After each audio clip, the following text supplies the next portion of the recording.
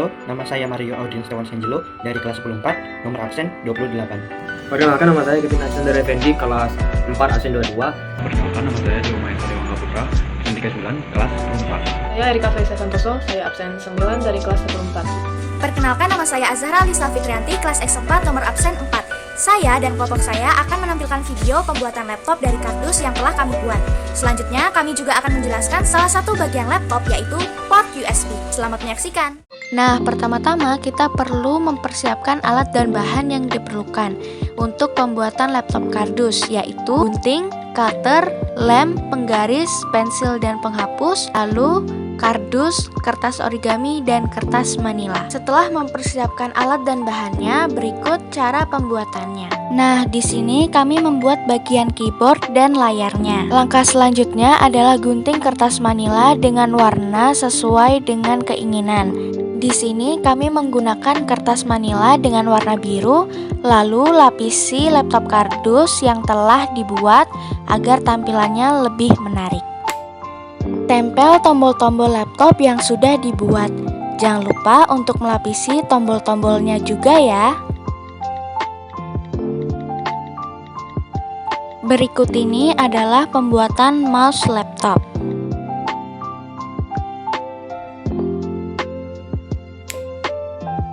Dan inilah hasilnya, laptop kardus sudah selesai dibuat.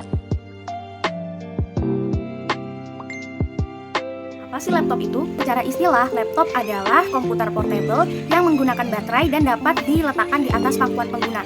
Dan juga, laptop memiliki layar yang menutup keyboard. Nah, salah satunya yang akan dibahas secara khusus adalah mengenai port USB. Port USB sendiri biasanya sudah terpasang di motherboard dan digunakan untuk menghubungkan komputer dengan berbagai perangkat dengan sambungan kabel USB. Perkembangan USB dimulai dari USB 1.0 tahun 1996. Kelajuannya adalah 1.5 megabit per detik.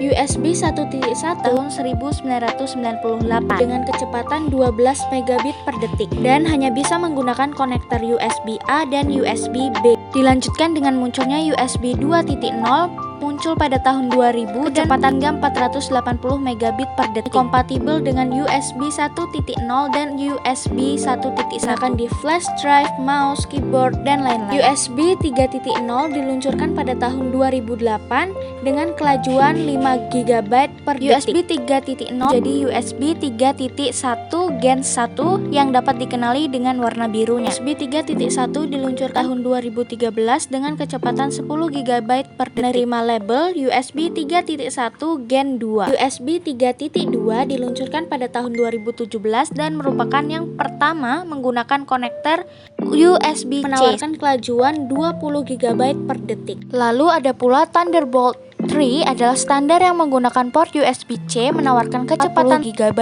per detik. Dapat mengisi daya mentransfer data secara bersamaan. Gimana sih letak-letak port USB? Yang pertama, pada komputer desktop memiliki 2 hingga 4 port di depan dan 2 hingga 8 port di belakang. 2 komputer laptop, 1 dan 4 port di kiri, kanan, atau kedua sisi laptop. 3 komputer tablet. Sambungan USB pada tablet terletak di port pengisian daya. Yang keempat, smartphone. Port USB pada smartphone digunakan untuk pengisian daya maupun transfer data dalam bentuk USB-C atau micro USB. Fungsi USB mentransfer file, menyimpan file, data transportasi, portabilitas karena ukurannya yang kecil, spesifikasi yang ringkas, dan karakteristik yang ringan, sehingga menjadi perangkat portable terbaik untuk menyimpan data. Cara menggunakan port USB. Hubungkan kedua perangkat secara langsung dengan satu kabel USB dengan mencolokkan masing-masing ujungnya ke port USB.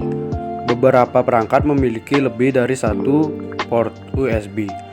Jangan menyambungkan kedua ujung kabel ke perangkat yang sama karena dapat menyebabkan kerusakan listrik. Ada beberapa jenis konektor USB. Yang pertama adalah USB tipe A, adalah standar USB paling populer dan sering ditemukan. Ini adalah konektor persegi panjang, sering ditemukan pada perangkat host seperti televisi, konsol game, laptop, komputer, mobil, dan lain-lain. Yang kedua adalah USB-B yang tidak banyak digunakan saat ini, memiliki bentuk persegi di salah satu ujungnya dan biasanya terhubung ke printer. Jenis yang ketiga adalah mini USB, adalah jenis port kecil yang digantikan oleh micro USB, tetapi masih digunakan pada beberapa kamera atau pemutar MP3. Jenis yang keempat adalah micro USB, adalah salah satu port USB yang paling populer dan sering ditemukan di beberapa ponsel Android. Temukan juga di headset Bluetooth, baterai eksternal, jam tangan pintar, dan lain-lain. Jenis yang kelima adalah USB-C yang biasanya digabungkan dengan Thunderbolt 3 dengan kelajuan 40 GB per detik. Berikut adalah informasi tambahan untuk menambah pengetahuan kita. Sekian penjelasan dari kami, terima kasih.